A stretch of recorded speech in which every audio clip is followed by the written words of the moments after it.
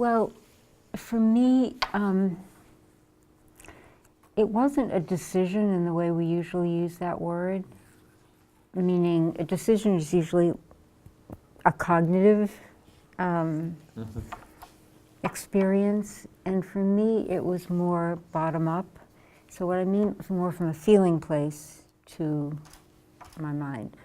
I was working at the Congress of Racial Equality that summer. I was volunteering. It was just before my senior year in college. In this office, which was the original sponsor of the Freedom Rides, you know, that's what we were about that summer. We were in touch with people in the South. We were helping people to go, but mostly celebrities. You know, like Harry Belafonte would fly in for a day and come back or something. But it hadn't occurred to me to go. As I was working at CORE, there were a few young black men about my age who had been Freedom Riders. Not only had they been Freedom Riders, but they'd been working in the South to register people to vote. They'd been doing civil rights work. And they'd all been really beaten and hospitalized and, you know, had had a lot of violence done to them. And so I got to spend a fair amount of time with them. And as I did, it sort of came to me, like, if I'm working here and I believe in all this and what they're doing, it's like, I'm going. So it wasn't, as I say, sort of a, let me think, do I want to, it's just like suddenly the kaleidoscope turned and the pieces fell into place. And I was 20, but I just made the decision. I wasn't going to tell my mother, but the night before I left, I decided that wasn't really fair. I told her. And I was living in New York, and she lived in Massachusetts, and my sister, who was my dear friend, I had told her. And I knew because I didn't go on the Freedom Ride till the beginning of August or the end of July, maybe. And so I had heard about the Freedom Riders who went before me, and I knew a lot of things that would happen to me. I knew that the mail would be censored.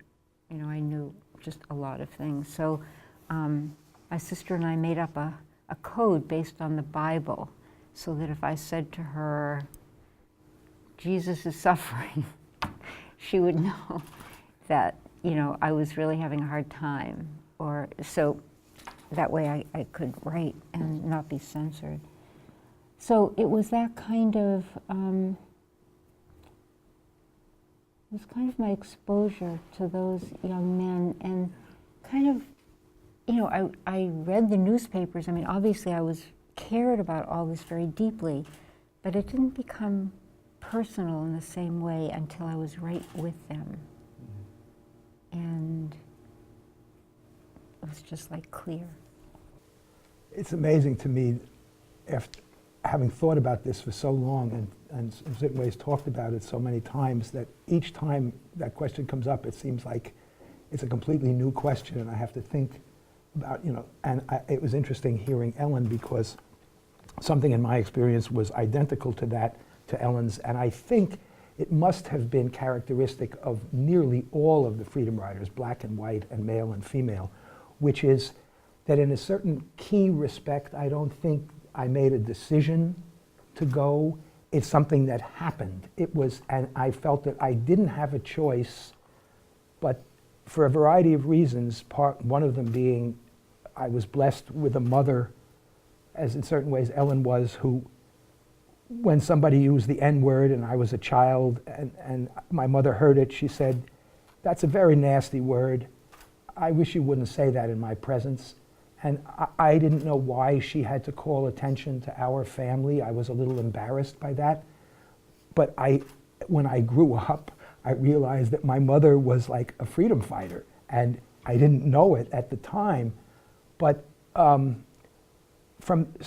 had a very sheltered childhood, but it did include a number of experiences where I began to wonder, when I was about 9 or 10, what kind of a white person I wanted to be in this society.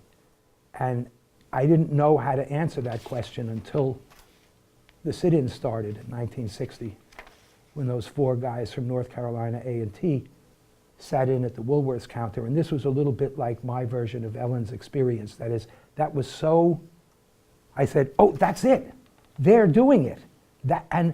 If I have to be somehow with them, but I didn't know who they were. I didn't know how to get there and so forth. And then it was like paths coming together. Ellen was doing work in the Corps office in New York, and I happened to go, because I was sympathetic, I went to a talk given by a guy who had come back from the Freedom Rides, a white guy named Jim Zwerg, who, if you've seen the PBS documentary, he was the guy on the first bus.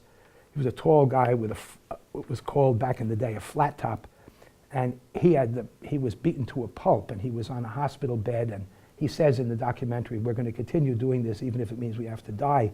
Well, he got out of the hospital and was eventually giving a talk in Long Island, raising money for the Freedom Rides and raising money for SNCC, the Student Nonviolent Coordinating Committee, which was the southern organizer of this, working with CORE. And he talked for about 2 minutes, and he said, you know, we need people to go on the rides. We need more people to go. And something, I had that click moment where I just said, I'm going.